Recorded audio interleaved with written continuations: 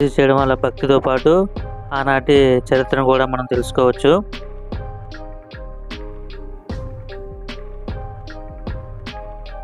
దీన్ని పంజర అంటారంట.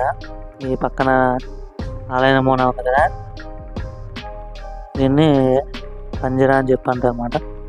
ఈ టైప్లో ఆలయ నమూనాలు ఉండేవన్నమాట.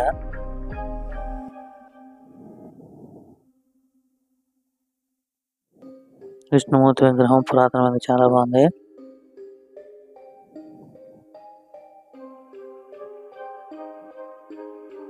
ఈ కనిపించే విగ్రహం వచ్చేసరికి పార్శ్వనాథ విగ్రహం. ఇది 10వ శతాబ్దానికి సంబంధించిందంట. ఇది వచ్చేసరికి వీరశిల అంట. 13వ శతాబ్దంలో వీరశిల వీరుల విగ్రహాలను ఈ విధంగా చెక్కేవాళ్ళు మాట. నెక్స్ట్ ఇది వచ్చేసరికి 10వ శతాబ్దంలో నటరాజస్వామి విగ్రహం. శివుడు నాట్యం చేస్తున్నట్టు ఉంది. చాలా